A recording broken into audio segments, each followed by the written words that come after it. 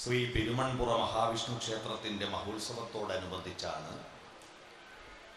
ഇത്തരത്തിലൊരു സത്സംഗം ഇവിടെ വന്നു ചേർന്നിരിക്കുന്നത്. നമ്മുടെ ദൈവങ്ങളെ കണ്ടെത്തിയത്, ദൈവത്തിൻ്റെ ഭാവങ്ങളെ ഉൽപ്പാദിപ്പിക്കപ്പെട്ടത്, ദൈവത്തിൻ്റെ ധർമ്മങ്ങളെ നിർവചിക്കപ്പെട്ടത് സത്സംഗങ്ങളിലൂടെയാണ്. ലോകത്തിലുള്ള എല്ലാ നല്ല കാര്യങ്ങളും ആരംഭിച്ചത് ഒറ്റക്കൊരാൾ പുറപ്പെട്ടിട്ടല്ല, ഒരു കൂട്ടം ആളുകളുടെ പരിശ്രമമാണ്. ഒത്തുചേർന്നിട്ടാണ് വളർന്നത്. അതാണ് ഭാരതത്തിന്റെ അടിസ്ഥാന മന്ത്രമൊന്നാണ് ഓം സഹനാവവതു സഹനൗ ഭുനക്തു സഹവീര്യം കരവാവഹൈ തേജസ്വിനാവധീതമസ്തു മാ വിദ്വിഷാവഹൈ. ഓം എന്താ ഓം എന്ന് പറഞ്ഞാൽ?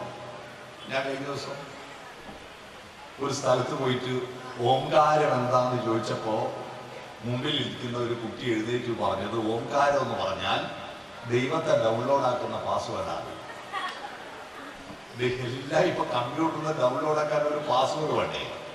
അപ്പൊ ദൈവത്തെ ഡൗൺലോഡ് ആക്കാനുള്ള പാസ്വേഡാണ് ഓം. ഞാൻ ധരിച്ചു വന്നത് ഓം എന്ന് പറയുന്നത് മണ്ണിൽ തൊട്ട് ആരംഭിക്കുന്നു എന്നാണ്. അറിയുമോ നിങ്ങൾ? നിങ്ങളുടെ നാടിന്റെ ദേശത്തിന്റെ പേര് പെരുമൺപുറം എന്നാണ്. ഈ മണ്ണ് ചെറിയ കാര്യമല്ല. നമുക്ക് മണ്ണ് പുരണ്ട വസ്ത്രം കണ്ട മക്കളോട് ഈ മണ്ണ് പുരണ്ടതിന്റെ പേരിൽ ശകാരിക്കുന്ന അമ്മമാരെ നിങ്ങൾ ദേവിയെയാണ് ശകാരിക്കുന്നതെന്ന് ഓർക്കണം. കാരണം മണ്ണ് നമ്മുടെ ദേവിയാണ്. മണ്ണ് നമ്മുടെ ദേവിയാണ്. വസന്തവും ശിശിരവും കുളിക്കാനിറങ്ങുന്ന വനസരോവരമേ, അതാണ് ഈ ഭൂമി. ഒറ്റ കടലാണ്. ഒരു ഭാഗത്ത് വസന്തവും ഒരു ഭാഗത്ത് ശിശിരവും. ഈ മണ്ണിൽ നിന്നല്ലാതെ ഒന്നും നമുക്കുണ്ടായിട്ടില്ല. ആ മണ്ണ് ഈ പ്രപഞ്ചത്തിലുള്ള എല്ലാ ഗ്രഹങ്ങളും സൂര്യനും നക്ഷത്രങ്ങളുമെല്ലാം ഗോളാകൃതിയിലാണ്. ഗോളം സംസ്കൃതമാണ്.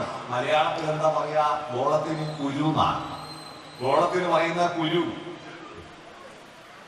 നമ്മുടെ അമ്മ ഐശ്വര്യമുള്ള അമ്മയായതുകൊണ്ട് അതിനെ ശ്രീകുരു എന്ന് പറയും. ശ്രീകുരു.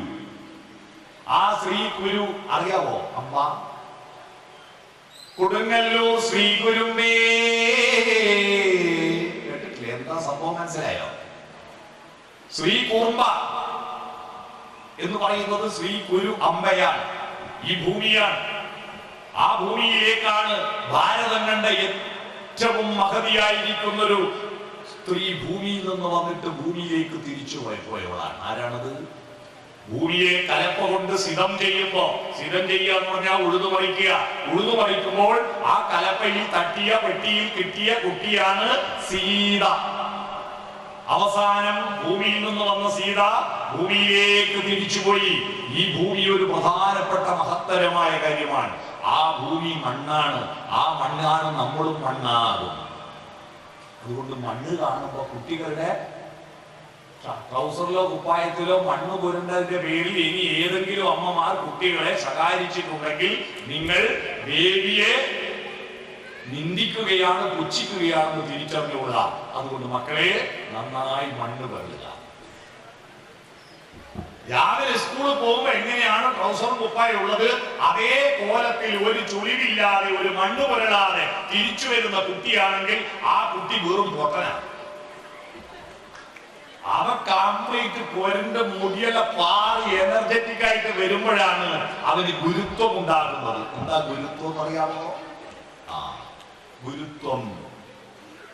ഗുരുത്വം എന്ന് പറയുന്നത് നമ്മൾ ഗുരുത്വം ഭൂമിയുമായി ടച്ച് ചെയ്തിട്ടല്ലേ ഗുരുത്വം പഠിച്ച. പണ്ടൊരു മനുഷ്യൻ ഇങ്ങനെ ഇരുന്ന് ആലോചിക്കുമ്പോ അവന്റെ തലയിലേക്ക് ഒരു ആപ്പിള് വീണു. ആപ്പിള് വീണപ്പോ ആപ്പിളിനോട് അവൻ ചോദിച്ചു, എന്താണ് എന്റെ തലയിൽ വീണത്? അപ്പൊ ആപ്പിള് പറഞ്ഞു, അയ്യോ സാറേ, എനിക്ക് നിങ്ങളോട് ഒരു വിരോധമില്ല. ഞാനും ആപ്പിൾ മരവും തമ്മിൽ കണക്ട് ചെയ്യുന്ന കണ്ണി കുറച്ചു കാലം കഴിയുമ്പോ ദുർബലമായി. അപ്പൊ അറ്റുപോയപ്പോ താഴെ നാരോ പിടിച്ചു വലിച്ചു. ആ പിടിച്ചു വലിച്ച റൂട്ടിൽ ഞാൻ പോകുമ്പോൾ നിങ്ങളാടെ ഇരുന്നു, അതുകൊണ്ട് നിങ്ങളുടെ തലയിൽ വീണു, അല്ലാതെ എനിക്ക് നിങ്ങളോട് ഒരു വിരോധമില്ല. അടുത്ത ചോദ്യം, ആരടാ പിടിച്ചു വലിച്ചത്? അപ്പൊ ഭൂമി പറഞ്ഞു, ഞാനടാ പിടിച്ചു വലിച്ചത്. നിനക്ക് എങ്ങനെ പിടിച്ചു വലിക്കാൻ കഴിയും? അപ്പൊ ഭൂമി പറഞ്ഞു, പ്രപഞ്ചത്തിന്റെ നിയമമാണ്. സൂര്യൻ വലുതും ഭൂമി ചെറുതുമായതുകൊണ്ട് സൂര്യൻ ഭൂമിയെയും ചൊവ്വയെയും എല്ലാം പിടിച്ചു വലിച്ചു ഇങ്ങനെ കറക്കുന്നത് കൊണ്ടാണ് നമ്മൾ ഇങ്ങനെ വർഷങ്ങൾ ഉണ്ടാവുന്നത്. ഭൂമി ചന്ദ്രനെ പിടിച്ചു വലിച്ച് കറക്കുന്നത് കൊണ്ടാണ് നമുക്ക് കറുത്ത പക്ഷവും വെളുത്ത പക്ഷവും ഉണ്ടാകുന്നത്. വലുതെല്ലാം ചെറുതിനെ പിടിച്ചു വലിക്കും. നിങ്ങൾ ഉത്സവ പറമ്പിലേക്ക് വരുമ്പോ റോഡിൽ നിന്ന് കുട്ടിയുടെ കയ്യും പിടിച്ചു വരുമ്പോ കുട്ടി റോഡിലേക്ക് ഓടിയാൽ പിടിച്ചു വലിക്കൂലേ? അപ്പൊ പിടിച്ചു വലിച്ചാൽ വലുത് ഗുരു, ചെറുത് ലഘു. രണ്ട് സ്കൂള് വൃത്തം പഠിച്ചവർക്കറിയാം. ഹ്രസ്വാക്ഷരം ലഘുപത, ദീർഘാക്ഷരം ഗുരുവായിടും. കാ എന്ന് പറഞ്ഞാൽ ഗുരു, ക എന്ന് പറഞ്ഞാൽ ലഘു. വലുത് ഗുരു, ചെറുത് ലഘു. വലുത് ചെറുതിനെ പിടിച്ചു വലിക്കും. ഭൂമി വലുത്, ആപ്പിള് ചെറുത്. അതുകൊണ്ട് ഗുരു ലഘുവിനെ പിടിച്ചു വലിക്കുന്നതാണ് ഭൂഗുരുത്വം. കിട്ടിയോ? വലുത് ചെറുതിനെ പിടിച്ചു വലിക്കുന്നത്. മനുഷ്യന്റെ ഗുരുത്വം എന്താ? മനുഷ്യന്റെ ഗുരുത്വം ശരീരമാണോ മനസ്സാണോ വലുത് എന്നതാണ് ചോദ്യം. ശരീരം ഗുരുവായാൽ അതിനെ മൃഗമെന്ന് വിളിക്കും. മനസ്സ് ഗുരുവായാൽ അതിനെ മനുഷ്യനെന്ന് വിളിക്കും. ഒരു പശുവിന് മൂത്രമൊഴിക്കണം തോന്നി, ചാണ് കൊണ്ടൊന്ന് മുട്ടി. ശരീരം ടെൻഡൻസി ഉണ്ടാക്കുമ്പോ മനസ്സ് പറയാ, അയ്യോ ഉത്സവ പറമ്പാണ്, പെരുവോരമാണ്, ഇവിടെ പറ്റില്ല, നമുക്ക് ആരെയും എത്തട്ടെ എന്ന് കാത്തു നിൽക്കുവോ? അത് എവിടുന്നാണ് ശരീരം ആവശ്യപ്പെടുന്നത്? അപ്പൊ തന്നെ വാരം പൊതിച്ചിട്ട് അവിടെ മൂത്രമൊഴിക്കും, ചാണകം. ഒരു പട്ടിക്ക് കാമവികാരമാണ്, ഇണചേരണം തോന്നി. ഉടൻ തന്നെ വീട്ടുകാരോട് പറഞ്ഞ് നിശ്ചയക്കാരെ വരുത്തി കല്യാണക്കുറി നിശ്ചയിച്ച് പന്തല് കെട്ടി സദ്യ ഒരുക്കി താലി കെട്ടിയിട്ട് കാത്തു നിൽക്കുവത് ഇല്ല. അത് റോഡും തന്നെ ഇണ ചെയ്യും. എന്നാ മനുഷ്യൻ മനസ്സു പറയും, ഇവിടെ മൂത്രമൊഴിക്കാൻ പറ്റില്ല, ഇവിടെ ചാണകിടാൻ പറ്റില്ല, അനങ്ങാണ്ട് കിടന്നോ പെരുകൊടലേ എന്ന് പറയും. നിന്റെ കാമവികാരം പ്രകടിപ്പിക്കാൻ ചില നാട്ടു നിയമങ്ങളുണ്ട്. ആ നിയമങ്ങളെ അംഗീകരിക്കണം. മനസ്സു പറയും ശരീരത്തോട് അനങ്ങാണ്ട് കിടക്കാൻ. നമ്മുടെ നാട്ടിൽ മിക്ക സ്ത്രീകൾക്കും യൂറിനൽ ഇൻഫെക്ഷൻ ഉണ്ടാകുന്നത് ഈ മനസ്സ് ശരീരത്തെ പിടിച്ചു നിർത്തുന്നത് കൊണ്ടാ. കാരണം ആണുങ്ങൾ ഏടിയൊക്കെ പിടിച്ചിട്ട് മൂത്രയിക്കും, പെണ്ണുങ്ങൾക്ക് അങ്ങനെ പറ്റൂലല്ലോ. പെണ്ണുങ്ങൾ രാവിലെ പുറപ്പെട്ടിട്ട് വഴിയിൽ മര്യാദയ്ക്ക് ഒരു കക്കൂസ് ഉണ്ടാവില്ല. അഥവാ ഉണ്ടെങ്കിൽ തന്നെ നാറ്റം കൊണ്ട് താഴോട്ട് പോകുന്ന മേലോട്ട് കയറി പോവും, അങ്ങനത്തെ മണായിരിക്കും. അതുകൊണ്ട് നമ്മൾ ശബരിമലക്ക് പോകുന്ന സ്വാമിമാര് പറയുന്ന ഒരു ശരണം വിളിയിലെ കൊണ്ടുവരുന്ന സ്വാമിയേന്ന്, അതുപോലെ പല സ്ത്രീകളും രാവിലെ വീട്ടിൽ നിന്ന് കൊണ്ടുപോയി വൈകുന്നേരം വീട്ടിൽ കൊണ്ടുവരിക. അതുകൊണ്ടാണ് യൂറിനൽ ഇൻഫെക്ഷൻ ഉണ്ടാകുന്നത്. കാരണം മനസ്സു പറയും പരസ്യമായിട്ട് വിസർജിക്കരുത്, പരസ്യമായിട്ട് കാമം പ്രകടിപ്പിക്കരുത്. ശരീരത്തെ കൺട്രോൾ ചെയ്യുന്ന ഒരു മനസ്സ് നമ്മുടെ ഉള്ളിലുള്ളതാണ് നമ്മൾ ഗുരുവായൂർ. നമ്മൾ ഗുരുത്വം ഉണ്ടാകുന്നത് അപ്പോഴാണ്. ഗുരുത്വം മനസ്സിലായോ? നമ്മുടെ കുട്ടികളുടെ ശരീരത്തിൽ മണ്ണു പുരളുന്നത് അവന്റെ മനസ്സിന്റെ വികാസത്തിനനുസരിച്ച് ശരീരം കീഴ്പ്പെടുന്നതാ. അവന്റെ മനസ്സ് വളരുന്നതിന്റെ ലക്ഷണമാണ് കുട്ടികൾ കുരുത്തക്കേട് കഴിക്കുന്നത്. ചില കുട്ടികളെ കൊണ്ട് പറയും, ആടെയുള്ള ഒരു കുട്ടി ഒരു ഗുണത്തിനുമില്ല ഒരു ദോഷത്തിനുമില്ല. ഇന്നെന്തിനാ ഒരു കുട്ടി? ഒരു ഗുണത്തിനുമില്ല ഒരു ദോഷത്തിനുമില്ല. അങ്ങനെ അവർക്ക് എനർജറ്റിക് ആണ് കുട്ടികൾ എനർജറ്റിക് ആയിരിക്കണം.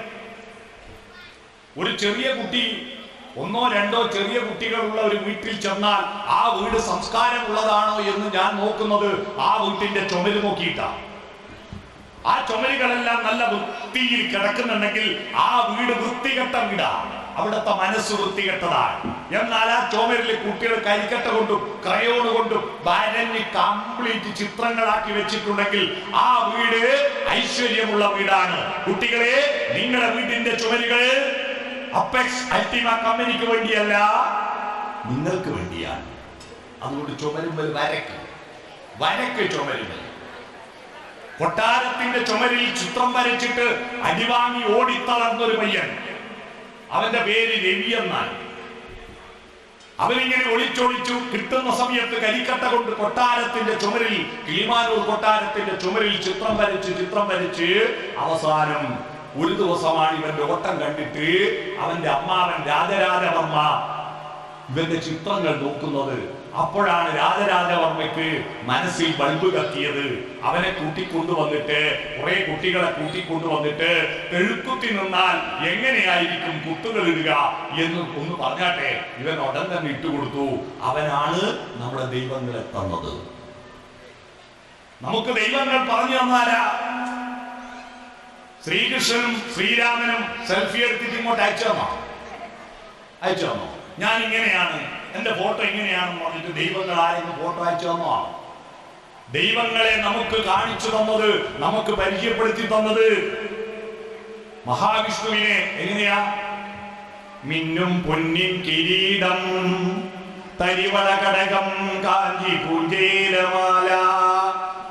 ഇതാരാ എഴുതിയത്? മനുഷ്യരെഴുതിയതാ. മനുഷ്യരെഴുതിയ വരികൾ കേട്ടിട്ട് ചിത്രകാരന്മാർ ഭാവനയിൽ വരച്ചതാണ്. നിങ്ങൾക്ക് ശ്രീകൃഷ്ണനെ ഇന്ന് കണ്ട രൂപത്തിൽ നാളെ ഗുരുവായൂർ കാണാൻ പറ്റില്ല. ഓരോ ദിവസവും ഓരോ വിധത്തിലാണ് കൃഷ്ണൻ. കളഭം കൊണ്ടും ചന്ദനം കൊണ്ടും വാഗച്ചാർത്ത് നടത്തി പുഷ്പങ്ങൾ കൊണ്ട് അലങ്കരിച്ച് സൗന്ദര്യത്തിൽ ശ്രീകൃഷ്ണനെ ഓരോ ദിവസവും അവിടുത്തെ മേൽശാന്തിയും പൂജാരിമാരും പുനഃസൃഷ്ടിക്കുന്നത് കൊണ്ടാണ് ഗുരുവായൂർ അമ്പലത്തിലെ ദൈവത്തിന് ഇത്രയും വലിയ മഹത്വം ഉണ്ടാകുന്നത്. ആ ഗുരുവായൂർ അമ്പലത്തിലെ കൃഷ്ണനെ നമ്മുടെ ഹൃദയത്തിൽ പ്രതിഷ്ഠിക്കാൻ നിങ്ങൾ ഗുരുവായൂർ പോകണ്ട, നിങ്ങൾ കൃഷ്ണന്റെ പ്രതിമ വാങ്ങണ്ട. നിങ്ങൾ മഹാഭാരതം കർണപർവത്തിൽ പാർത്ഥസാരഥിയായി തേരുതെളിക്കുന്ന കൃഷ്ണനെ വർണ്ണിക്കുന്നുണ്ട് എഴുത്തച്ഛൻ. അത് വായിച്ചിട്ടുണ്ടോ? അത് വായിച്ചാൽ നിരന്ന പീലികൾ നിരക്കവേ കുത്തി നറുകയിൽ കൂട്ടി തിറമോടു കെട്ടി കരിമുകിലൊത്ത ജിഗൂലഭാരവും മണികൾ മിന്നുന്ന മണിക്കിരീടവും. ഒരുപാട് വർണ്ണനയുണ്ട്. ഇത് വായിക്കുമ്പോൾ ചിത്രകാരന്റെ മനസ്സിലേക്ക് കൃഷ്ണന്റെ രൂപം ഒരു ഭാവനയായി വരും. ആ ഭാവനയായി വന്ന കൃഷ്ണൻ അവന്റെ കരവിരുതുകളിൽ വരക്കാൻ, ആദ്യം തന്നെ കൃഷ്ണനെ വരക്കാൻ കഴിയില്ല ഒരു കുട്ടിക്കും. ആദ്യം വരക്കുന്ന ചിത്രങ്ങൾ തെറ്റായിരിക്കും, ആദ്യം പാടുന്ന പാട്ട് തെറ്റായിരിക്കും. ആ തെറ്റായ പാട്ടിൽ നിന്ന് ശരിയായ പാട്ടിലേക്ക് പോകണം. ആകാശവാണി ഇന്നലെ ഇവിടുത്തെ പരിപാടി ഉദ്ഘാടനം ചെയ്ത ഒരു മനുഷ്യനുണ്ട്. എനിക്ക് ഏറ്റവും അദ്ദേഹത്തെ ഇഷ്ടപ്പെടുന്നത് അദ്ദേഹം സുന്ദരമായി പാട്ടുപാടും എന്നതുകൊണ്ടാണ്. പീയൂഷ് നമ്പൂതിരിപ്പാട് ഇന്നലെ ഇവിടെ വന്നില്ലേ? സുന്ദരമായി പാടും. സംഗീതം ദൈവമാണ്, ചിത്രം ദൈവമാണ്, അക്ഷരങ്ങൾ ദൈവമാണ്, പുസ്തകങ്ങൾ ദൈവമാണ്. ആ ദൈവത്തെ ഒന്നും കാണാതെ അമ്പലത്തിൽ മാത്രം പോയി തൊഴുതിട്ട് കാര്യമില്ല.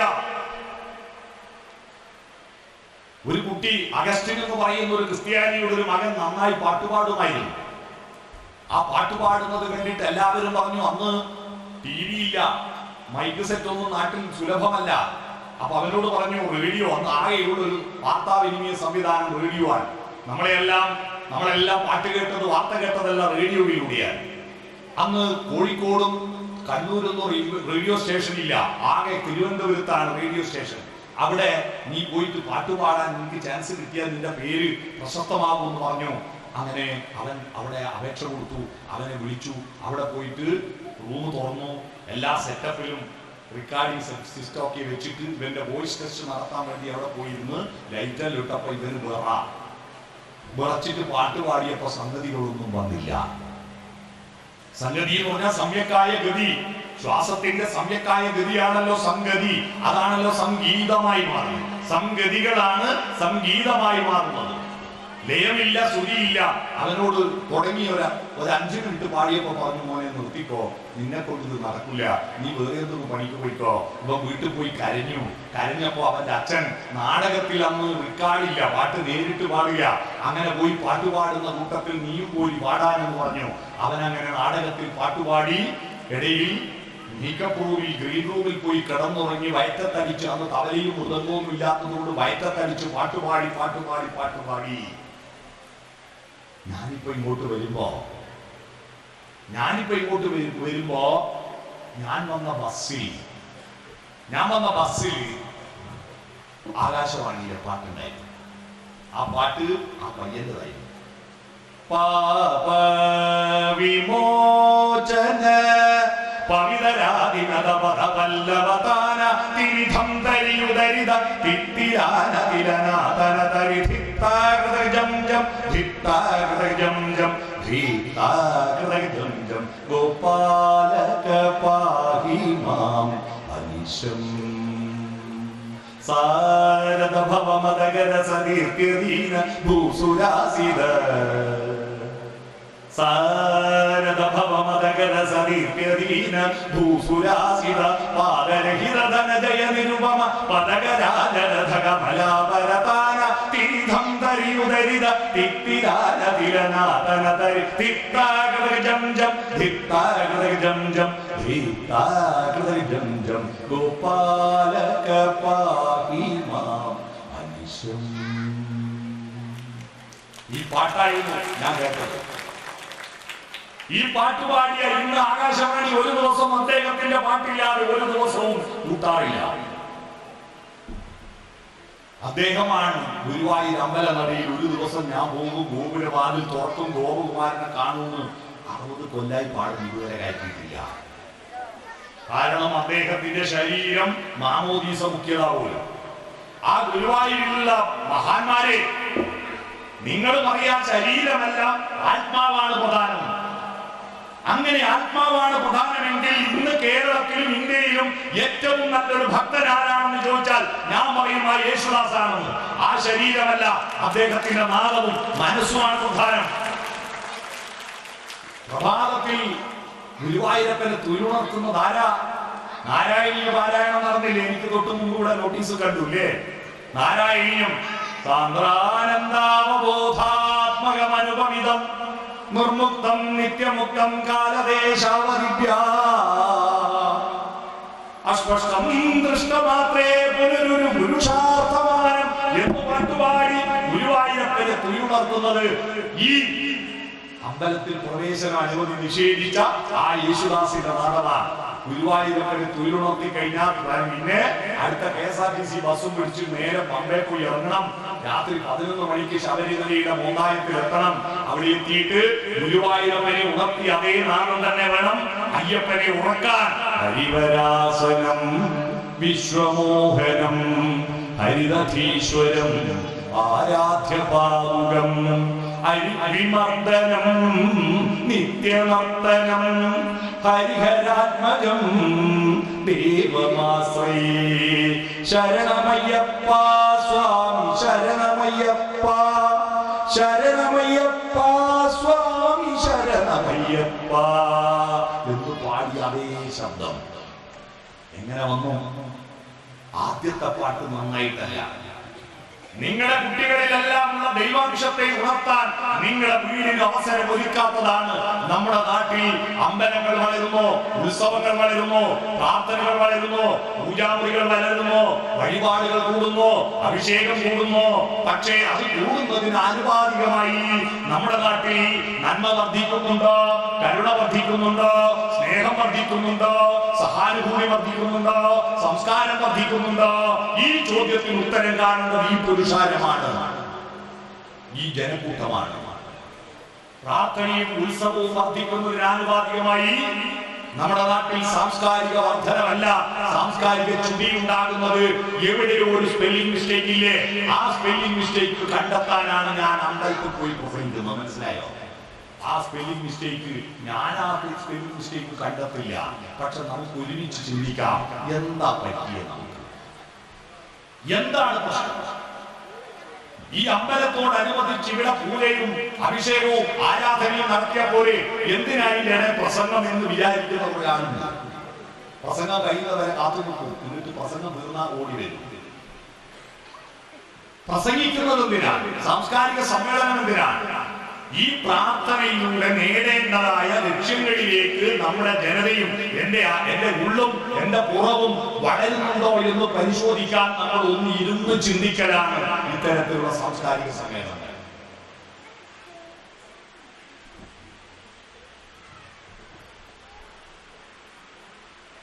ഇരുത്തി ചിന്തിപ്പിക്കല ചിന്തയാണ് വളരുന്നത്. ഇവിടെയാണ് ദൈവം. മലയാളത്തിന്റെ ഏറ്റവും പ്രിയപ്പെട്ട കവിയായിരിക്കുന്ന കുമാരനാശാൻ പറഞ്ഞ ദൈവം എവിടെയാ? അമ്പലത്തിലല്ല. ചന്തമേറിയ പൂവിലും ശബളാഭമാം ശലഭത്തിലും സന്തതം കരതാരിയെന്നൊരു ചിത്രചാതുരി കാട്ടിയും ഹന്തചാരുകളാക്ഷമാലകൾ അർക്കരശ്മിയിൽ നീട്ടിയും. അടുത്ത വരി ചിന്തയാ മണിമന്ദിരത്തിൽ വിളങ്ങുമീശനെ വാഴ്ത്തുവിൻ. ദൈവം കുടിയിരിക്കുന്നത് ശ്രീകോവിലിന്റെ അകത്തല്ല. ദൈവം നാദത്തിലാണ് കുടിയിരിക്കുന്നത്, സൗന്ദര്യത്തിലാണ് കുടിയിരിക്കുന്നത്, പ്രകാശത്തിലാണ് കുടിയിരിക്കുന്നത് എന്ന അതിമനോഹരമായ ഒരു പ്രഖ്യാപനമുണ്ട് ഭാരതത്തിൽ. ആ പ്രഖ്യാപനം മുഴുവൻ ഭക്തന്മാരും വായിച്ചിരിക്കട്ടെ. ആ പ്രഖ്യാപനമാണ് ലോകത്ത് ഏറ്റവും നല്ല പ്രഖ്യാപനമായിട്ട് ഇന്ത്യക്ക് അവാർഡ് കിട്ടിയത്. നോബൽ സമ്മാനം കിട്ടിയ സാഹിത്യകൃതി ഒന്നേ ഉള്ളൂ ഇന്ത്യയിൽ. നോബൽ സമ്മാനം കിട്ടിയ ഒരേ ഒരു സാഹിത്യകൃതിയേ ഉള്ളൂ. ആ സാഹിത്യകൃതിയുടെ പേര് ഗീതാഞ്ജലി എന്നാണ്. അത് എഴുതിയത് നമ്മുടെ ജനഗണമന അധിനായക ജയ ഹേ എഴുതിയ രവീന്ദ്രനാഥ ടാഗോറാണ്. ആ ടാഗോർ പറയാ, എവിടെയാണ് ദൈവം? ദൈവം സംഗീതമാണ്. അതുകൊണ്ടാണ് എല്ലാ ദൈവങ്ങളും പാട്ടുകളാണ്.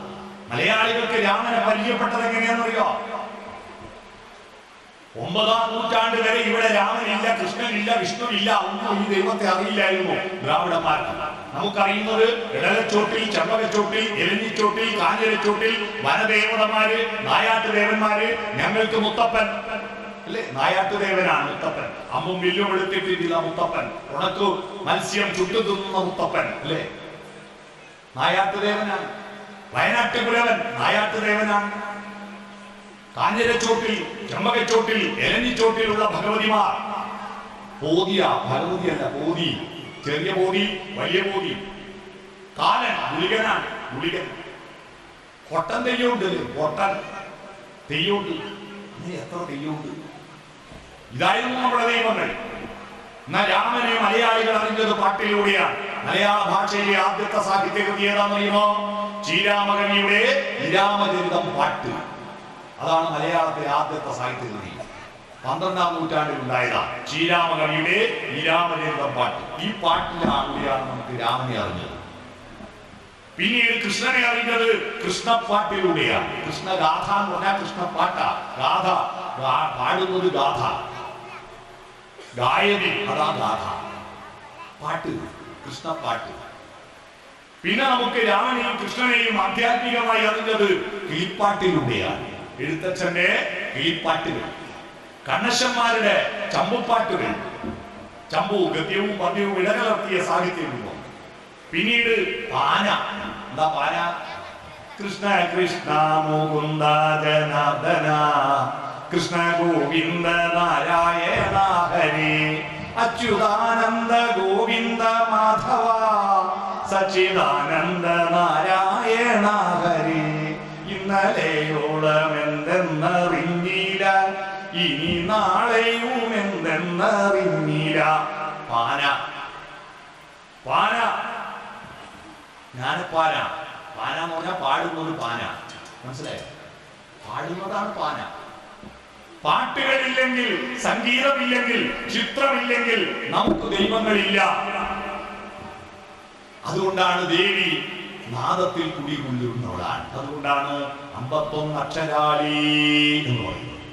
നാദാത്മികേ, നാദാത്മികയാണ്. മൂകത്തെ ഇല്ലാതാക്കുന്നവളാണ് മൂകാംബിക. മൂകാംബിക എന്ന് പറഞ്ഞാൽ മുണ്ടാതിരിക്കുന്ന ദൈവമാണ് പലരും ധരിച്ചത്. മുഖമായി നിൽക്കുന്ന ദേവിയായതുകൊണ്ട് മൂകാംബികയാണെന്ന് ധരിക്കുന്ന കുറേ കുട്ടികളുണ്ട്.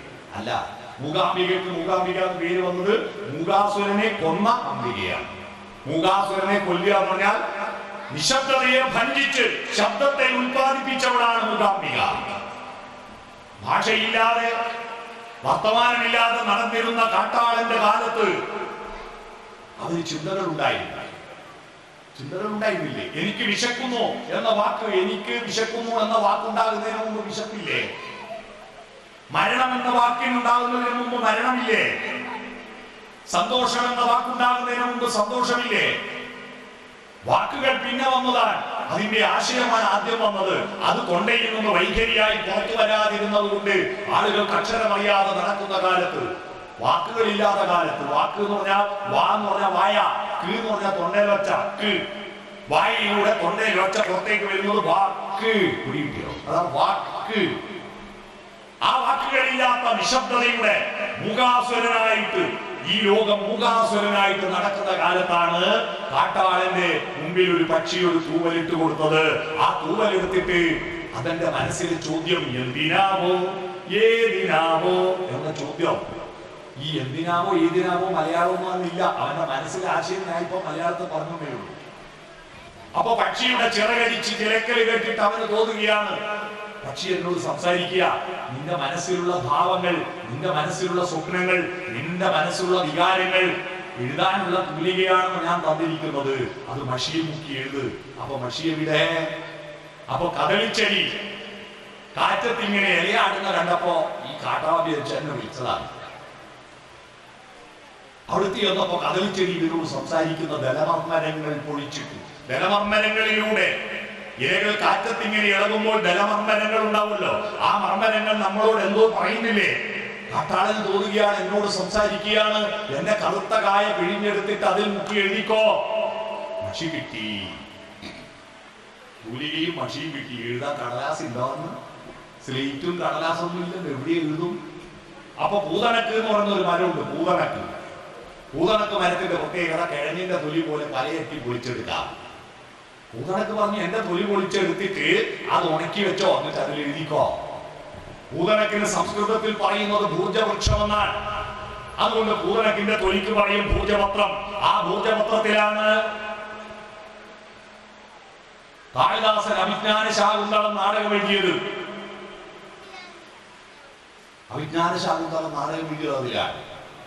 ആ കാളിദാസന്റെ നാടകങ്ങളെല്ലാം മാളവികാഗ്നിമിത്രം, വിക്രമോർവശീയം, ഉർവശിയും മാളവികയും കണക്ട് ചെയ്തുകൊണ്ട് ഉജ്ജയിനിയിലെ ഗായിക ഉർവശി എന്നൊരു മാളവിക, ശില്പികൾ തീർത്ത കാളിദാസന്റെ കൽപ്രതിമയിൽ മാലയിട്ടു. ആ പാട്ട് നിങ്ങൾ ശ്രദ്ധിക്കുക, ഞാൻ ഇപ്പൊ അതിനെപ്പറ്റി പറയുന്നില്ല. ഈ പാട്ട് നാളെ എടുക്കുക, ഗൂഗിളിലേക്ക് ലിറിക്സ് എടുക്കുക. ആ പാട്ടിൽ കാളിദാസന്റെ മുഴുവൻ കൃതികളും നിങ്ങൾ ശ്രദ്ധിച്ചു. ആ പാട്ടിൽ മുഴുവൻ കൃതികളുണ്ട്. കുമാരസംഭവമുണ്ട്, വിക്രമോർവശിയുണ്ട്, മാളവികാഗ്നിമിത്രമുണ്ട്, ഋതുഭംഗമുണ്ട്, രഘുവംശമുണ്ട്, എല്ലാം ഉണ്ടായിരുന്നു. പാട്ടിന്റെ അന്തരാർത്ഥത്തിലേക്ക് പോകണം, കവിതകളുടെ അന്തരാർത്ഥത്തിലേക്ക് പോകണം. ഉപരിപ്ലവമായിട്ടുള്ള പാട്ട് നമ്മുടെ കുട്ടികൾ സരസ്വതിയെ കൊന്ന് കൊല വിളിക്കുന്നതിനോട്, സരസ്വതിയെ മഹാ അറിവിന്റെ ദേവതയായ സരസ്വതിക്ക് രണ്ട് മുലകളുണ്ട്. സംഗീതമപി സാഹിത്യം സരസ്വത്യാ സ്തരദ്വയം ഏകമാപാദമധുരം പരമാലോചനാമൃതം. സരസ്വതിയുടെ രണ്ട് മുലകളിൽ ഒന്ന് സംഗീതമാണ്, ഒന്ന് സാഹിത്യമാണ്, ഒന്ന് ആവാദമധുരമാണ്. ആവാദമധുരമാണ്. പാട്ട് കേൾക്കുമ്പോൾ അർത്ഥം വേണ്ട, അത് കേൾക്കുമ്പോൾ തന്നെ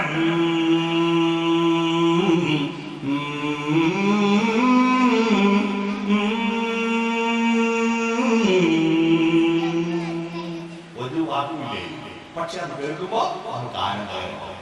പിന്നെ അത് സംഗീതം. തൊട്ടപ്പുറത്ത് സാഹിത്യത്തിലേക്ക് കിടക്കുക. ചന്ദനമണിവാതിൽ പാതിചാരി ോളം തങ്ങി തിളയിലക്കി എന്ന് പാടുമ്പോ സാഹിത്യം. സംഗീതവും സാഹിത്യവും ഒന്ന് കേൾക്കുമ്പോ ആവാദമധുരം, മറ്റൊന്ന് ആലോചനാമൃതം. ഇപ്പൊ പാട്ടിൽ സാഹിത്യം വേണ്ട, സംഗീതം മതി. സാഹിത്യം ശബ്ദവും അർത്ഥവും സഹിതമായി പ്രസ്താവണം. ശബ്ദവും വേണം, അർത്ഥവും വേണം. ഇപ്പൊ ശബ്ദം മതി. ഇങ്ങനെ മാത്രം വരച്ച പ്ലസ് ആവില്ല, മൈനസാ. അതിന്റെ അർത്ഥമില്ലെങ്കിൽ ഒരു കവിതയും കവിതയല്ല. കവിതയുടെ അർത്ഥങ്ങളിലേക്ക് പോകണ്ടേ? നമ്മൾ പ്രാർത്ഥനകൾ ചൊല്ലാറില്ലേ? അർത്ഥമറിയാതെ ചൊല്ലുന്ന പ്രാർത്ഥനകൾ കമഴ്ത്തി വെച്ച പാത്രത്തിൽ ഒഴിക്കുന്ന വെള്ളം പോലെയാണ്. നിങ്ങൾ രാമായണം വായിക്കലില്ലേ? ലോകത്ത് വായനയ്ക്ക് വേണ്ടി ഒരു മാസം നീക്കി വെച്ചിരിക്കുന്ന ഒരേ ഒരു നാട്ടുകാർ മലയാളികളാണ്. അറിയാവോ? വായനയ്ക്ക് ഒരു മാസം നീക്കി വെച്ചു. എന്നിട്ടോ എന്താ ഇതിന്റെ ഗുണമില്ലാത്തതെന്നറിയോ? കർക്കടകം 31-ാം തീയതി ഇത്യധ്യാത്മരാമായണേ ഉമാമഹേശ്വര സംവാദേ യുദ്ധകാന്ഡം സമാപ്തം എന്ന് കൂട്ടിയ പിന്നെ അടുത്ത 11 മാസവും വരി വായിക്കില്ല. അടുത്ത കർക്കടകം 1-ന് മാത്രമേ. അന്ന് പുസ്തകങ്ങൾ ഗ്രന്ഥങ്ങളാണ്. ഓലയിൽ എഴുതി വെച്ചതായതുകൊണ്ട് അത്രയും പുസ്തകങ്ങൾ വേറെ ഇല്ല, കിട്ടാനില്ല. അന്ന് അച്ചടി വിപുലമായപ്പോ എത്ര കോടി പുസ്തകങ്ങൾ ഇറങ്ങുന്നോ, ഒന്നും വായിക്കാതെ പോകുന്നോ? ഈ വായിച്ചത് തന്നെയോ? രാമായണം മുഴുവൻ വായിച്ചിട്ട് രാമരാമ എന്ന മന്ത്രത്തിന്റെ അർത്ഥം പോലും ഞാൻ ചോദിക്കുന്ന ഒരാൾക്കും അറിയില്ല. നിങ്ങൾ വച്ച ചിത്രത്തിന്റെ മഹത്വം കണ്ടിട്ടോ അടുത്ത മണിയുടെ കിരീടം കണ്ടിട്ടോ അല്ല ദൈവം നിങ്ങളുടെ വീട്ടിന്റെ പൂജാമുറിയിൽ നിൽക്കുന്നത്. ഇനി രാമൻ ഒരാളുടെ മാത്രമേ കാല് പിടിച്ചിട്ടുള്ളൂ. അറിയാമോ ആരുടേതാണ്? രാമൻ ഒരാളുടെ കാല് പിടിച്ചു. രാമായണം മുഴുവൻ വായിച്ചിട്ടുണ്ടോ? അത് മനസ്സിലാക്കിയിട്ടില്ല അല്ലെ? എല്ലാ ദിവസവും ശ്രീരാമ രാമ രാമ എന്ന് പറഞ്ഞിട്ടാ തുടങ്ങുക. എല്ലാ ദിവസവും തുടങ്ങുമ്പോ ഇത് തുടങ്ങണം, ശ്രീരാമ രാമ രാമ. എന്തായി ശ്രീരാമ രാമ രാമ എന്ന് ചോദിച്ചാൽ നമുക്ക് പറയുന്നത് ശ്രീരാമ രാമ രാമ അത്ര തന്നെ വരുന്ന. അങ്ങനെയല്ല. കർക്കടക മാസത്തിൽ, വറുതിയുടെ മാസത്തിൽ പണിയില്ലാതെ മഴ പെയ്യുമ്പോ, വീട്ടിലിരിക്കുമ്പോ, ഹ്യൂമിഡിറ്റി കൂടുമ്പോ, അന്തരീക്ഷത്തിൽ വൈറസുകളും ഫംഗസുകളും ബാക്ടീരിയകളും വർദ്ധിക്കുമ്പോ, സകലയാകും പനിയും ചീനിയും സൂക്കേടും വരുമ്പോ, അന്തരീക്ഷത്തിൽ ജ്യേഷ്ഠ കൂടുമ്പോ, മനസ്സിലും ജ്യേഷ്ഠ കൂടുമ്പോ, ആ ജ്യേഷ്ഠയെ പുറത്താക്കണമെങ്കിൽ ജ്യേഷ്ഠയെ പുറത്താക്കാൻ ഒരാളേ ഉള്ളൂ. ജ്യേഷ്ഠ നെഗറ്റീവ് ആണെങ്കിൽ പോസിറ്റീവ് സ്ത്രീയാണ്, ഐശ്വര്യമാണ്, മഹാലക്ഷ്മിയാണ്. ആ മഹാലക്ഷ്മി ഐശ്വര്യത്തെ കർക്കടക മാസത്തിൽ വിളയാടുന്നുവെങ്കിൽ ഐശ്വര്യത്തെ രമിപ്പിക്കുന്നവനെ വിളിക്കണം. ആരാണ് ഐശ്വര്യത്തെ രമിപ്പിക്കുന്നവൻ? സ്ത്രീയെ രമിപ്പിക്കുന്നവൻ മഹാവിഷ്ണു അല്ലേ? സ്ത്രീ എന്ന് പറഞ്ഞാൽ മഹാലക്ഷ്മിയല്ലേ? മഹാലക്ഷ്മിയെ രമിപ്പിക്കുന്ന രാമ നീ വാ. അതാണ് ശ്രീരാമ രാമ. അടുത്ത രാമനോ നമ്മുടെ മനസ്സിലുണ്ടാവില്ലേ? ഇരുട്ട് കൂടിയിട്ട് ആ ഇരുട്ടിനെ പുറത്തു കളയണ്ടേ? ആ ഇരുട്ടിനെ പുറത്തു കളയാൻ എന്താ ഉദ്ദേശം? ഇരുട്ടിനെ പുറത്തു കളയാനാണ് ശബ്ദോച്ചാരണ മാത്രേണ മുഖാൻ നിപാതക പുനഃപ്രവേശ ഭീര്യാജ മകാരശ്ച കവാടവേ. എന്നുച്ചരിക്കും വേളയിൽ എല്ലാ പാപങ്ങളും പുറത്തു പോകുന്നു. പുറത്തുപോയ പാപങ്ങൾ തിരിച്ചുള്ളിൽ പ്രവേശിക്കാതിരിക്കാൻ മ എന്ന് വായ പൊട്ടുന്നു. രാമ രാമ രാമ രാമ രാമ എല്ലാവരും ജപിക്കും. എല്ലാവരും തിരുവനന്തപുരത്തു, എന്റെ നാട്ടിലുള്ള ഒരു ഗോവിന്ദൻകുട്ടിയുണ്ട്. അദ്ദേഹം തിരുവനന്തപുരത്ത് കാര്യമായി പുറപ്പെട്ടു. തിരുവനന്തപുരത്ത് എത്തിയടാ മനസ്സിലാക്കി എന്തിനാ വന്നെന്ന് ഓർമ്മയില്ല. അവിടെ എത്തിയപ്പോ എന്തിനായി വന്നെന്ന് ഓർമ്മയില്ല. ഒരു ദിവസം മുഴുവൻ ഇരുന്ന് ആലോചിച്ചിട്ട് പിടികിട്ടാഞ്ഞിട്ട് അടുത്ത ട്രെയിനിൽ നാട്ടിൽ വന്നു. വീട്ടിലെത്തിയപ്പോഴാണ് മനസ്സിലായത് തിരുവനന്തപുരത്തിൽ റവന്യൂ കമ്മീഷണറായിട്ട് ഒരു ഫയൽ നോക്കാനാ പോയേ. വീട്ടിലെത്തിയാൽ ഓർമ്മ വന്നു. അതുപോലെയാണ് നിങ്ങൾ പലരും രാമരാമ ജപിക്കുന്നത്. എല്ലാവരും ജപിക്കുന്നത് എന്തിനായി ജപിക്കുന്നതെന്ന് പിടിക്കില്ല. രാമന് വേണ്ടിയിട്ടാണോ? നിങ്ങൾ പ്രാർത്ഥിച്ചത് കൊണ്ട് രാമൻ എന്തെന്ന് നേട്ടമുണ്ടോ? നിങ്ങൾ പ്രാർത്ഥിക്കാത്തത് കൊണ്ട് രാമൻ എന്തോ കോട്ടമുണ്ടോ? നിങ്ങൾ പ്രാർത്ഥിക്കുന്നത് കൊണ്ട് ദൈവത്തിന് കോട്ടമുണ്ട്. ഞാൻ പറഞ്ഞാട്ടെ, നിങ്ങൾ ദൈവത്തിന്റെ ഇടയ്ക്ക് പിടിച്ചു പറിക്കാൻ പോകുന്നവരല്ലേ ഭക്തന്മാരെ? ദൈവമേ വരന്താ വരന്താ, നിങ്ങൾക്ക് തന്നിരിക്കുന്ന ഈ മനുഷ്യജന്മം ചിന്തിക്കാനുള്ള ബുദ്ധിയും കാണാനുള്ള കണ്ണും കേൾക്കാനുള്ള കാതും ശ്വസിക്കാനുള്ള മൂക്കും പറയാനുള്ള നാവും തന്നിട്ട്, സ്വന്തമായ ബുദ്ധിയും സ്വന്തമായ കൈകളും സ്വന്തമായ കാലുകളും തന്നിട്ട്, ഈ ഭൂമിയിൽ മറ്റൊരു ജീവജാലങ്ങൾക്കും ഇല്ലാത്ത ദൈവകടാക്ഷവും കൊണ്ട് നിങ്ങൾ ഈ ഭൂമിയിൽ അയച്ചിട്ട് പിന്നെയും ദൈവത്തിന്റെ അടുത്ത് പോയിട്ട് മുകുന്ദ മുകുന്ദ കൃഷ്ണ മുകുന്ദ മുകുന്ദ സാധാരണ വിളിച്ചാൽ കേൾക്കൂല. അതുകൊണ്ട് കുറച്ച് ശക്തിയിൽ വിളിക്കുക. മുകുന്ദ അടുത്തെന്താ വരന്ത വരന്ത. വരം കൊടുത്താ പോരാ, പിന്നെ ഒന്നും കൂടി വേണം. ആകെ കൃഷ്ണന് കുറച്ച് സ്ഥലമുണ്ട്. അവിടെ തുളസിയാണ്, നട്ടുവളർത്തുന്നത് ഔഷധിക്ക് കൊടുക്കാൻ വേണ്ടിയിട്ടാണ്. തുളസിക്ക് സംസ്കൃതത്തിൽ പറയാൻ വൃന്ദാവനാണ്, തുളസിക്കാടിനാണ് പറയാ വൃന്ദാവനമാണ്. കൃഷ്ണന്റെ സ്വന്തമായ പ്രോപ്പർട്ടി വൃന്ദാവനമാണ്. അതിന് 2 ഏക്കറാന്നല്ലേ പറയുന്നത്. വരന്താ വൃന്ദാവനം എന്റെ പേര് ശ്രേഷാക്കിത്താന്നല്ലേ പറയുന്നതിന്റെ അർത്ഥം. എന്ത് വൃത്തികെട്ട ചോദ്യാണത്. ദൈവത്തിന്റെ അടുത്ത് പോയി പിടിച്ചു പറിക്കുക. എന്റെ കഴിഞ്ഞ SLC റിസൾട്ട് വരുന്ന ദിവസം എന്റെ വീട്ടിന്റെ അടുത്ത് ഒരു വലിയ അമ്പലമുണ്ട്, കൈതേരി നീലക്കരിങ്കാളി അമ്പലം. ഈ അമ്പലത്തിൽ എന്തൊരു തിരക്കാണപ്പോ. അന്ന് രാവിലെ മുഴുവൻ കുട്ടികൾ A+ കിട്ടാൻ വേണ്ടി 100 എണ്ണ കൊണ്ടിട്ടു. റിസൾട്ട് വരുന്ന ദിവസം രാവിലെ 100 എണ്ണ ഇട്ടിട്ടാട്ട പൂജാരി ഉണ്ണിനമ്പൂരി എന്റെ സുഹൃത്ത് അവമയം മിനിമം 100 അല്ല കുട്ടികൾ. കാരണം 100 പോയാൽ A+ കിട്ടും, പിന്നെ കിട്ടൂലല്ലോ. ഞാനത് കേട്ടിട്ട് ഒറ്റച്ച്. അപ്പൊ എന്റെ മോൻ ചോദിച്ചു, അച്ഛനങ്ങനെ ചിരിച്ച്. ഞാൻ നീലക്കരിങ്കാളിന്റെ സ്ഥിതി ആലോചിച്ച് ചിരിച്ച്. എന്താ ഇവന്റെ മുഴുവൻ പേപ്പർ കുറെ മാഷന്മാർ ഇന്ന് വാലുവേഷൻ നടത്തിയിട്ട് പേപ്പറിൽ അത് ടാബുലേഷൻ ആക്കി എഴുതി വെച്ച് അത് മുഴുവൻ 3-4 ചെക്ക് ചെയ്ത് കമ്പ്യൂട്ടറിൽ അടിച്ചു കയറ്റി അതും ചെക്ക് ചെയ്ത് ഇനി ഇന്ന് വൈകുന്നേരം 3 മണിക്ക് വിദ്യാഭ്യാസ വകുപ്പ് മന്ത്രി എന്റർ ബട്ടൺ അമർത്തിയാൽ ഇത് കമ്പ്യൂട്ടറിൽ അപ്ലോഡ് ആവും നെറ്റിൽ. ലോകത്തിന്റെ ഏത് കോണെന്ന് വേണമെങ്കിൽ ഇവന്റെ നമ്പർ അടിച്ചാൽ അവന്റെ സർട്ടിഫിക്കറ്റ് കിട്ടും. ഇതെല്ലാം റെഡിയായി വെച്ചു. ഇന്ന് രാവിലെ 100 രൂപ കൊടുത്തതിന്റെ പേരിൽ നീലക്കരിങ്കാളി കണ്ണൂരിൽ നിന്ന് തിരുവനന്തപുരത്ത് വൈകുന്നേരം 3 മണിക്ക് എത്തണമെങ്കിൽ വന്ദേ ഭാരത് കയറാൻ എത്തൂല. അവിടെ എത്തിയിട്ട് ഈ സെക്രട്ടേറിയറ്റിൽ എങ്ങനെയും കടത്താൻ വിചാരിക്കാം. അവിടെ എത്തി ഈ കമ്പ്യൂട്ടറിൽ കയറണമെങ്കിൽ അതിന്റെ പാസ്വേഡ് ആർക്കും അറിയോ? പാസ്വേഡ് നീലക്കരിങ്കാളിയോട് പറഞ്ഞു കൊടുക്കണം. അപ്പൊ കമ്പ്യൂട്ടർ ഹാക്ക് ചെയ്യണം. കമ്പ്യൂട്ടർ ഹാക്ക് ചെയ്ത് കയറിയിട്ട് ഇവൻ എഴുതാത്തതിന് മാർക്കിട്ട് കൊടുക്കുന്ന ആളാണ് നീലക്കരിങ്കാളി. ഇവനെ ആരാ പഠിപ്പിച്ച? പരീക്ഷയുടെ തലേ ദിവസം ദൈവമേ ഞാൻ പഠിച്ചതെല്ലാം ഓർമ്മിപ്പിക്കണമെന്ന് പ്രാർത്ഥിച്ചോട്ടെ, തെറ്റില്ല. പക്ഷെ റിസൾട്ട് വരുന്ന ദിവസം എനിക്ക് A+ വാങ്ങിട്ട് എത്താണോ നീലക്കരിങ്കാളിയുടെ പണി? അത് നമ്മൾ പണിയെടുക്കണ്ടേ? നമ്മൾ പഠിക്കണം. ഇത്രയും വലിയ അനുഗ്രഹം തന്നിട്ടും നമ്മൾ ഇതൊന്നും ചെയ്യാതെ വരവിലെടുക്ക്. നീ പ്രാർത്ഥിച്ചത് കൊണ്ട് ദൈവത്തിനൊരു നേട്ടവുമില്ല, നീ പ്രാർത്ഥിക്കാത്തത് കൊണ്ട് ദൈവത്തിനൊരു കോട്ടവുമില്ല. നീ പ്രാർത്ഥിക്കുന്നത് കൊണ്ട് ദൈവത്തിന് ഉണ്ടാകുന്ന കോട്ടം മനസ്സിലായോ? ദൈവത്തിനെ കൊണ്ട് നമ്മൾ കൊട്ടേഷൻ. കൂത്തുപറമ്പും പാനൂരും പരിസരം എന്റെ വീട്. അവിടെ ഒരുപാട് കൊലപാതക കേസുകൾ നിങ്ങൾ വാർത്തയിൽ കേട്ടിട്ടുണ്ടാവുമല്ലോ. ആ കൊലപാതക കേസിലുള്ള പ്രതികൾ അധികവും പേടിച്ചിട്ട് നിരന്തര ശത്രു സംഹാര പൂജയാണ്. അപ്പൊ എന്ന് പറഞ്ഞാൽ എത്ര പൂജ നടത്തിയിട്ടും ഈ ഇവനെ കൊല്ലാൻ നടക്കുന്ന മറ്റേ പൊലീസിൽ പെട്ടവനില്ലേ, അവരൊന്നും മരിക്കുന്നില്ലല്ലോ. അപ്പൊ ദൈവത്തിന് എന്താ പടിയേൽപ്പിച്ചത്? കൊട്ടേഷൻ. ദൈവത്തിനെ കൊട്ടേഷൻ ഏൽപ്പിക്കുകയാണ്, അവരെ കൊല്ലണം. ആരാ ശത്രു? ഇതൊക്കെ പുറത്ത് ഇങ്ങനെ കുറെ ബുദ്ധികൾ വിശ്വസിച്ചു വെച്ചിരിക്കുക. ശത്രു ആരാ? മമ ശത്രു വിനാശായം സന്ധ്യാദീപം ഭജാമ്യഹം. ആരാ ശത്രു? കാമ ക്രോധ ലോഭ മോഹ മത മത്സര്യങ്ങളാണ് ശത്രുക്കൾ. ആ ശത്രുവിനെ നിഗ്രഹിക്കാൻ ദൈവമല്ല, ഞാൻ തന്നെ മുൻകൈയെടുക്കണം. എന്റെ കാമം കണ്ടതല്ല എനിക്ക് വേണം.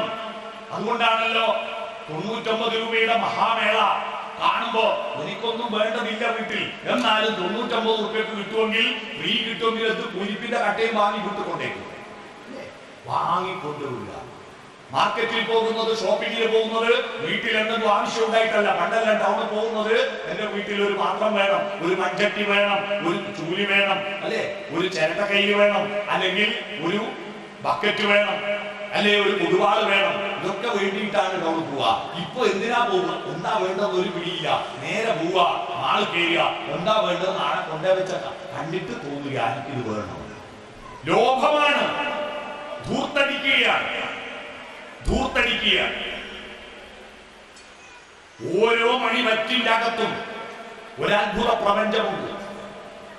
ആ ഒരു വറ്റ് ആരുടെ കുടലിൽ പോണമെന്ന് എഴുതി വെച്ചിട്ടുണ്ടെന്ന് പറഞ്ഞിട്ടില്ലേ? അത് പോകുന്നവരുടെ കുടലിൽ എത്തിക്കാതെ ഞാൻ ഒരു പിടി വാരി തന്നിട്ട് ബാക്കി കൊണ്ടുപോയി മുട്ടുമ്പോ എത്രയാളുടെ ഭക്ഷണമാണ് നമ്മൾ മുട്ടിക്കുന്നത്? ബ്രഹ്മത്തിനെതിരെയാണ് നിങ്ങൾ കൊടുത്തിരിക്കുന്നത് നോക്കണ്ടേ. കാരണം ഭാരത തത്വശാസ്ത്രം ലോകത്തിന് സംഭാവന ചെയ്ത മനോഹരമായ ഒരു മന്ത്രമാണ് അന്നം ബ്രഹ്മ. അന്നം ബ്രഹ്മ. ഭക്ഷണമാണ് ബ്രഹ്മം. ആ ഭക്ഷണത്തെ ധൂർത്തടിക്കാമോ? ഇപ്പൊ ഭക്ഷണ മാമാങ്കങ്ങളല്ലേ, ഭക്ഷണ മേളകളല്ലേ. നമ്മുടെ തെരുവുകളിൽ ഏറ്റവും കൂടുതൽ തുറന്ന കടകൾ ബേക്കറികളും ഹോട്ടലുകളുമാണല്ലേ, തട്ടുകടകളുമാണ്. കോവിഡ് വന്നതിന് ശേഷം എല്ലാവരും ഭക്ഷണം, ഹോട്ടലുകൾ, എന്തെല്ലാം കോലത്തിലാ. നമുക്കെല്ലാം മരിക്കുന്നവരെ പല പേരുണ്ടാകാം, നമ്മളെ മരിക്കുന്നവരെ പല മതവും ജാതിയും ഉണ്ടാകാം, പല പേരിൽ നമ്മൾ അറിയപ്പെടും. പക്ഷെ മരിച്ചാൽ നമുക്ക് ഒരു പേരേ ഉള്ളൂ, ശവം, ബോഡി, അതേ ഉള്ളൂ.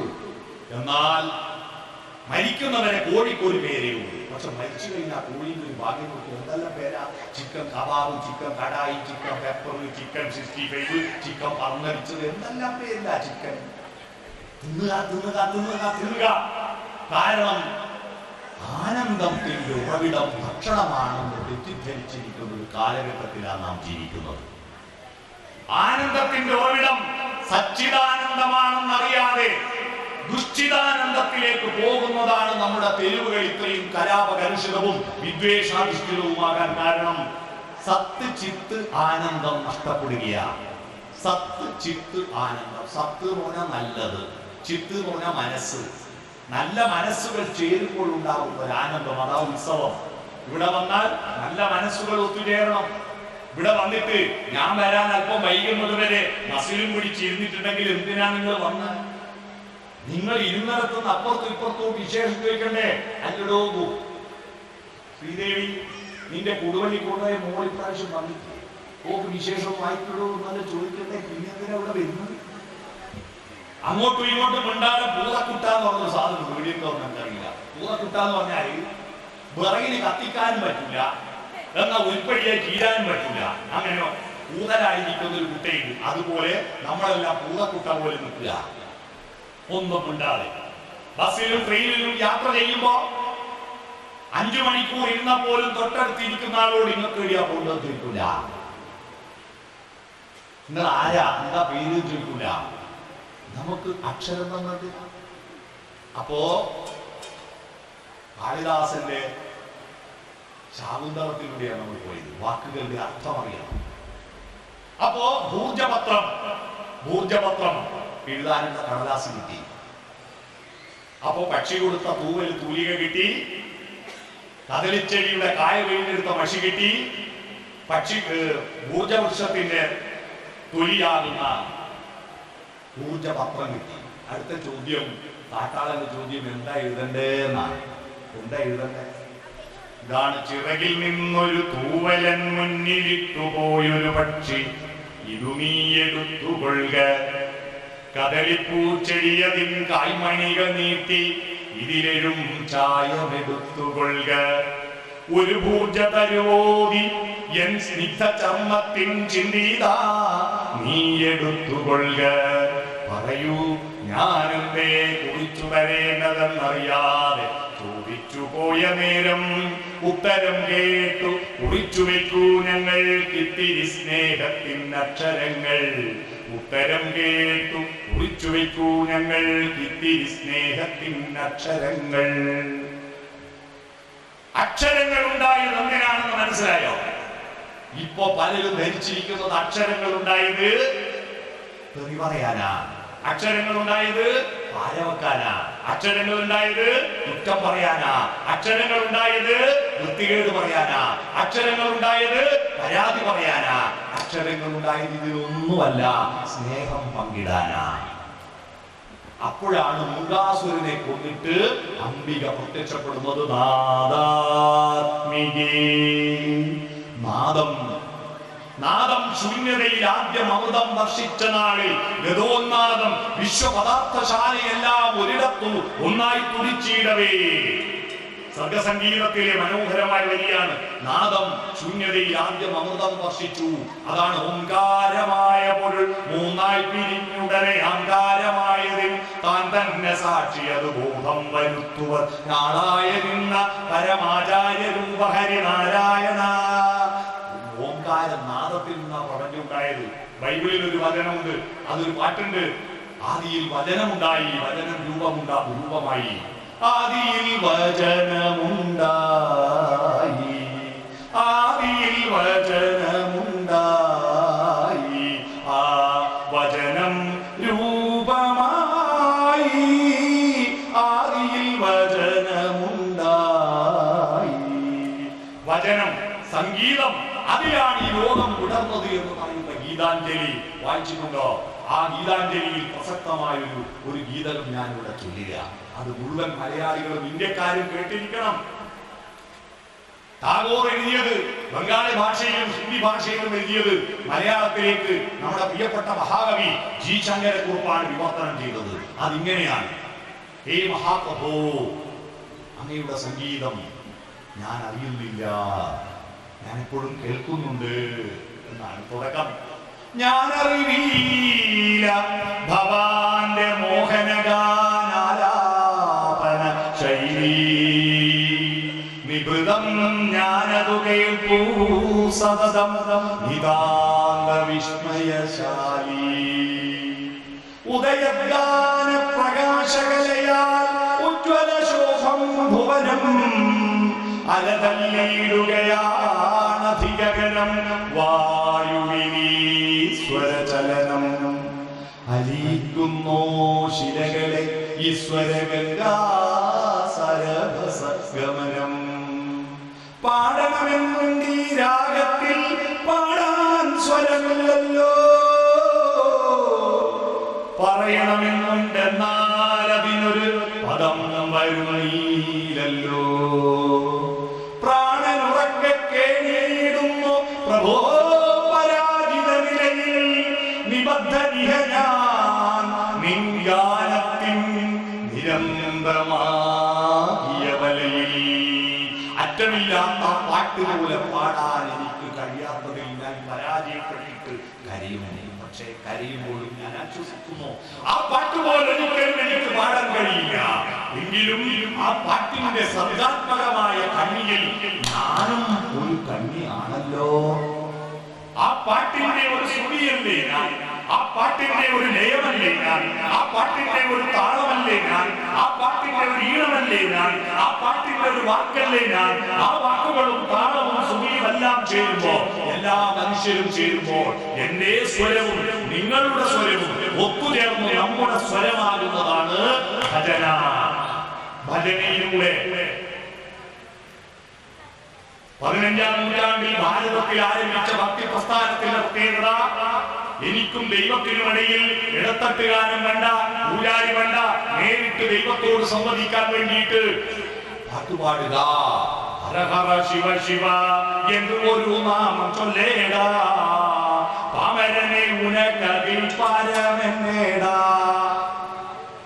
പ്രാർത്ഥിക്കുക, ഒരുമിച്ച് പ്രാർത്ഥിക്കുക, പാട്ടുകൾ ഉണ്ടാവുക, മന്ത്രങ്ങൾ ചൊല്ലുക. ആ മന്ത്രങ്ങളും പാട്ടുകളും ഒരുമിച്ച് പാടുമ്പോ ഈ ശബരിമല മണ്ഡലകാല സമയമല്ലേ, ഈ മണ്ഡലകാലത്തിൽ ഏറ്റവും മനോഹരമായ ഒരു കാര്യമാണ് ശബരിമല സ്വാമിമാരുടെ ഭജന.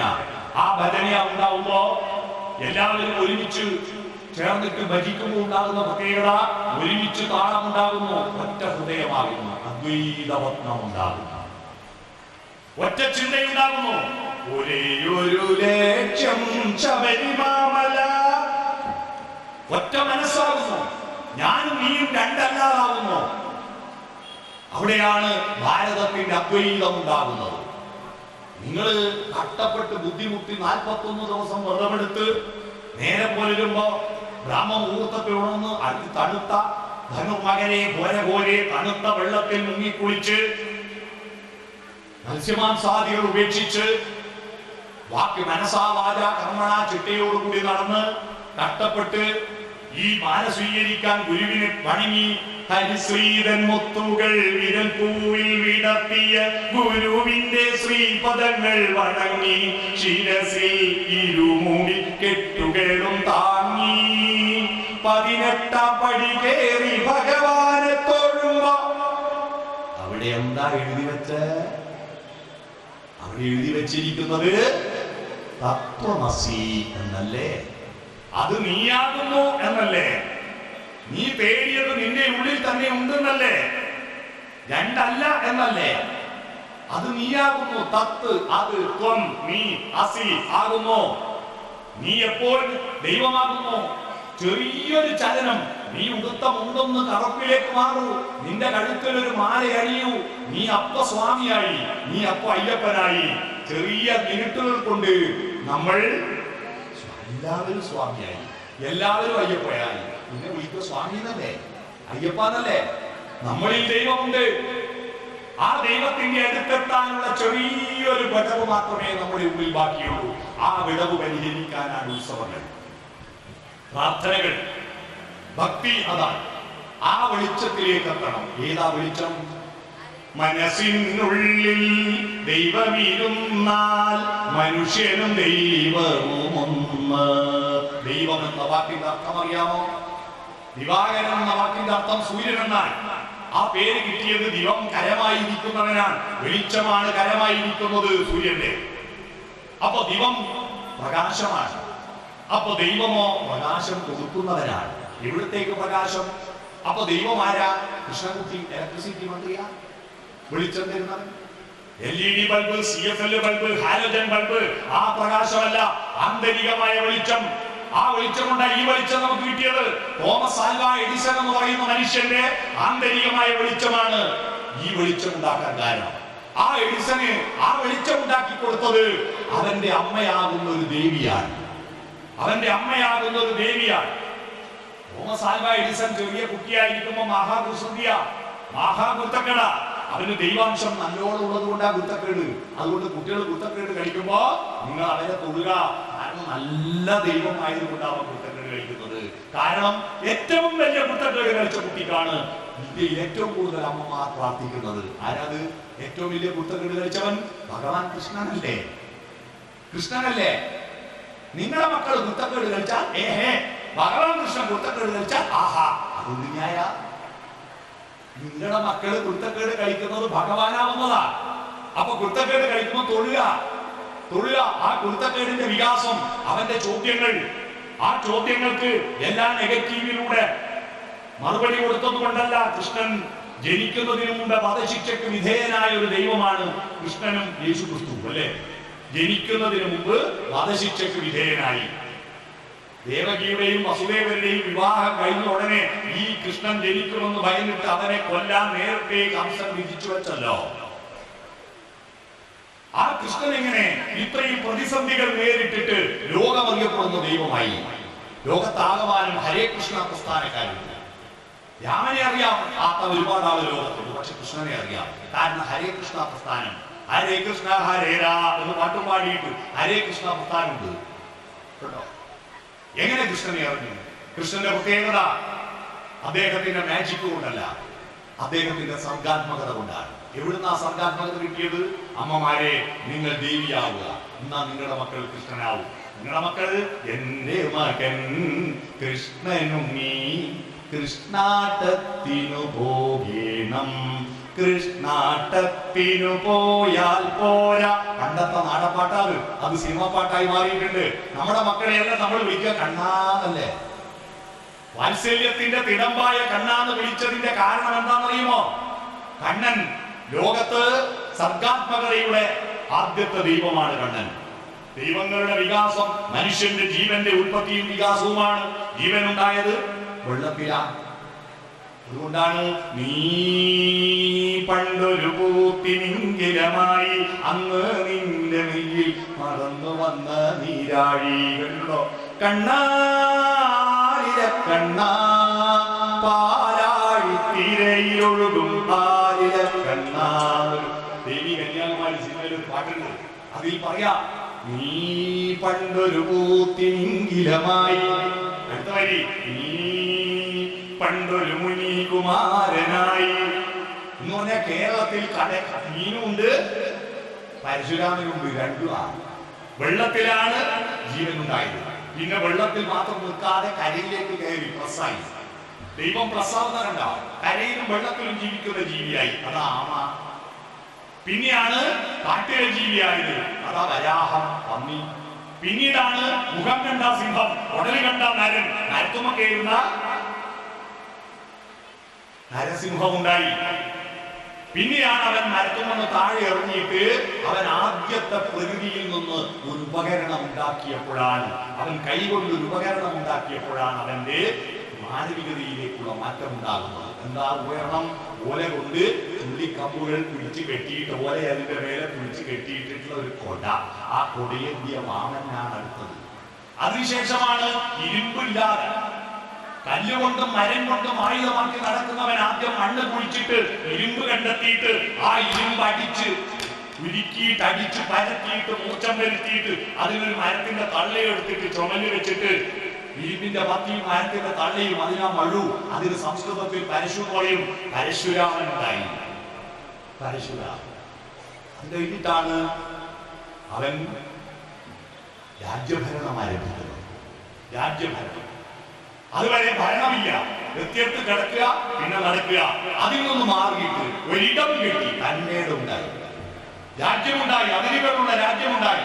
ആ രാജ്യത്ത് ഒരു ഭരണമുണ്ടായി, അവിടെ ധർമ്മനീതി ഉണ്ടായി. അതുവരെ ഒരു പെണ്ണിന് എത്ര ഭർത്താവാകാം, ഒരാണിന് എത്ര ഭാര്യയാകാം. രാമന്റെ അച്ഛന് 3 ഭാര്യ. രാമനിലേക്കുള്ള മാറ്റം 3 വേണ്ട, 1 മതി. ദശരഥനിൽ നിന്ന് രാമനിലേക്കുള്ള മാറ്റം സംസ്കാരത്തിന്റെ വികാസമാണ്. 3-ൽ നിന്ന് 1-ലേക്ക് ചുരുങ്ങിയ ഏകപത്നി വ്രതം. ആ പെണ്ണിനെ 10 തലയുള്ളവൻ കൊണ്ടുപോയാലും കടൽ കടത്തി കൊണ്ടുപോയാലും രാമന് രാജ്യത്ത് ഇഷ്ടം പോലെ സുന്ദരിമാർ വേറെ കിട്ടുമായിരുന്നു. വേണ്ട, എനിക്കത് മതി എന്ന് പറഞ്ഞിട്ട് കടൽ കടന്നു പോയിട്ട് 10 തലയുള്ളവനെ കൊന്നിട്ടും അവളെ തിരിച്ചു കൊണ്ടുവരാനുള്ള ധാർമ്മികതയാണ് രാമന്റെ കാലഘട്ടത്തിലേക്ക് വരുന്നത്. അതാണ് സ്ത്രീയെ ബഹുമാനിക്കുന്ന, സ്ത്രീയെ പൂജിക്കുന്ന അവസ്ഥയിലേക്ക് വരിക. എന്നാലും രാജനീതിയുടെ പേരിൽ അവളെ ഉപേക്ഷിക്കേണ്ടി വരുന്ന ധർമ്മസങ്കടവും ആ കഥയിൽ അവതരിപ്പിക്കുക. രാമായണം വായിച്ചാൽ ഏറ്റവും സുന്ദരമായ ഭാഗം ഏതാണെന്നറിയോ നിങ്ങൾക്ക്? ഏറ്റവും സുന്ദരമായ ഭാഗം, എനിക്ക് ആകർഷണമായ ഭാഗം, രാമൻ പ്രാർത്ഥിച്ചത് നിങ്ങൾ കണ്ടിട്ടുണ്ടോ? രാമായണത്തിൽ എവിടെയെങ്കിലും രാമൻ പ്രാർത്ഥിച്ചത് ഏതൊന്നും അമ്പലത്തിൽ പോയി പ്രാർത്ഥിച്ചു കണ്ടിട്ടുണ്ട്? 2 ആളെ രാമൻ പ്രാർത്ഥിച്ചിട്ടുണ്ട്. വിഷ്ണുവിനെയും ശിവനെയും ദുർഗയും അല്ല, 2 ആളെ. ഒന്ന് കടലിനെ സേതുബന്ധനം നടത്തി അപ്പുറം പോവാൻ കടലിനെ പ്രാർത്ഥിച്ചു, വരുണദേവനെ പ്രാർത്ഥിച്ചു. രണ്ടാമത് രാവണവധം നടത്താൻ വേണ്ടി പലതവണ ശ്രമിച്ചിട്ടും ബ്രഹ്മാവിന്റെ വരദാന ശക്തി കൊണ്ട് മരിക്കുന്നില്ല ഈ രാവണൻ. അവസാനം തളർന്നുപോയ രാമന്റെ അടുത്ത് അഗസ്ത്യമുനി പ്രത്യക്ഷപ്പെട്ടിട്ട് പറയാ, നീ ആദിത്യ ഹൃദയം ചൊല്ലൂ. ആരാണ് ആദിത്യൻ? സൂര്യൻ. സൂര്യനെ പ്രാർത്ഥിച്ചിട്ടാണ് രാമൻ രാവണനെ കൊല്ലുന്നത്. നിങ്ങൾ ആ സൂര്യനെ മൈൻഡ് ചെയ്യുന്നുണ്ടോ? രാമന്റെ ഫോട്ടോ അകത്ത് വെക്കും, എന്നാ രാമൻ പ്രാർത്ഥിച്ച ദൈവത്തെ മൈൻഡ് ചെയ്യില്ല. രാവിലെ എണീറ്റ് പ്രഭാതം കാണാറുണ്ടോ? തവ സുപ്രഭാതം കേസറ്റി വെക്കും. എന്ന വാതിൽ തുറന്നിട്ടൊന്ന് മുറ്റത്തിറങ്ങുക, കുട്ടികളെ കൂട്ടിയിട്ടുണ്ട്. മുറ്റത്തിറങ്ങിയിട്ട് 300 കോടി രൂപ ചെലവഴിച്ചിട്ട് കൊച്ചിൻ മിനാരെ കാണാൻ വേണ്ടി പോകും. എന്നാൽ 3000 കോടി ചെലവഴിച്ചാൽ കിട്ടാത്ത സൗന്ദര്യമാണ് ഓരോ പ്രഭാതവും നമ്മുടെ വീട്ടിന്റെ മുന്നിൽ എത്തിക്കുന്നത്. ആ പ്രഭാതത്തെ നോക്കിയിട്ട് അയ്യപ്പ പണിക്കര് പാടിയതുപോലെ, പ്രിയതമേ പ്രഭാതമേ വിരിഞ്ഞു നിന്നെ നോക്കിടുന്ന പൂവുകൾക്കുദാരശോഭ ചൊരിയുവാനൊരുങ്ങി വരും വൈഭവ പ്രഭാവമേ, നീ വരാതിരിക്കുകിൽ വിടരുകില്ല പൂവുകൾ, വിടരുകില്ല മുട്ടുകൾ, പ്രണയമില്ല പ്രളയമില്ല, പ്രാണനില്ല പ്രാണിയില്ല, നീ വരാതിരിക്കുകിൽ എന്നൊരു പാട്ടുപാടിയിട്ട്, അല്ലെങ്കിൽ ഉഷസേ നീ എന്നെ വിളിക്കുകില്ലെങ്കിൽ ഒരിക്കലും ഞാൻ ഉണരുകില്ല എന്ന് പാട്ടുപാടിയിട്ട് ആ പ്രഭാതത്തെ നോക്കാറുണ്ടോ? വാതിൽ അടച്ചിട്ട് തുറക്കുന്നത് എപ്പോഴാ? അകത്ത് തന്നെ ഉറങ്ങൽ ഉണ്ണിയുണ്ടാക്കൽ വിസർജിക്കലല്ല, ആദ്യം തന്നെ. ഇപ്പോ എല്ലാം കഴിഞ്ഞിട്ട് പുറപ്പെട്ട് റെഡിയായി കഴിഞ്ഞാൽ വാതിൽ തുറക്കുന്നു, ഒട്ടപ്പേ നടക്കുന്നു. അടഞ്ഞ വാതിലുകളാണ് നിങ്ങളുടെ ഹൃദയങ്ങളിൽ ദൈവം ഇരിക്കാൻ ഇടം കൊടുക്കാത്തത്. നിങ്ങൾ വീട്ടിന്റെ അകത്ത് ദൈവത്തിന്റെ ഫോട്ടോ വെച്ചുകൊണ്ട് ദൈവം ഉണ്ടാവാത്തു. അതെല്ലാം ഓടിച്ചോട്ട് കൊണ്ടുവച്ചിട്ടുണ്ടാവും. ഒരു വീട്ടിൽ നിന്ന് ഞാൻ ദൈവം തുള്ളി ഓടുന്ന കണ്ടു. ഞാൻ എന്റെ കണ്ടുകൊണ്ട് കണ്ടു. ഞാൻ പറഞ്ഞാല ഒരു റോഡിന്റെ എസ്റ്റിമേറ്റ് എടുക്കാൻ വേണ്ടിയിട്ട് ഒരു ഓവർസിയർ പലതവണ വിളിച്ചിട്ടുള്ള ആൾ വരാൻ ഞാൻ നേരെ പോയപ്പോ അയാളെ വീട്ടിൽ പോയിട്ട് കയ്യോടെ പിടിച്ചുകൊണ്ട് അയാൾ പോയി. അയാളെ ചോദിച്ചപ്പോ ഒക്കെ കഴിഞ്ഞിട്ട് വീഡിയോ ഉണ്ട് എന്ന് പറഞ്ഞു. വലിയ തടിയ മുമ്പ കുറല്ല. അപ്പൊ കോഴിച്ചോട്ടിലെ പൂജാമുറിയിൽ ഇദ്ദേഹത്തിന്റെ അമ്മ റിട്ടയർഡ് ടീച്ചർ കുളിച്ചീറനായിട്ട് ഇങ്ങനെ പൂജ നടത്തുക. പൂജ നടത്തുമ്പോൾ ഒരു പൊട്ടലും ചീറ്റലും ഒച്ച കേൾക്കുന്ന അതിന്റെ പൂജ കണ്ട ഒരു താളം, എന്തോ ഒരു താളം. നോക്കുമ്പോ എന്താ ഈ പൂജാമുറിയുടെ തൊട്ട കക്കൂസിൽ ഇരുന്നിട്ട് ഇയാളെ ഫസ്റ്റ് ഗിയറിൽ സെക്കൻഡ് ഗിയറിൽ വിടുക. ദൈവം തുള്ളി ഓടാൻ കയറിയാ പോന്ന്. ഇങ്ങനെയും ദൈവത്തെ അപമാനിക്കല്ല കേട്ടാ, ഇങ്ങനെയും ദൈവത്തെ അപമാനിക്കല്ല. നിങ്ങൾ വച്ച ചിത്രത്തിന്റെ മഹത്വം കണ്ടിട്ടോ അടുത്ത മണിയുടെ കിരുക്കം കണ്ടിട്ടോ അല്ല ദൈവം നിങ്ങളുടെ വീട്ടിന്റെ പൂജാമുറിയിൽ നിൽക്കുന്നത്.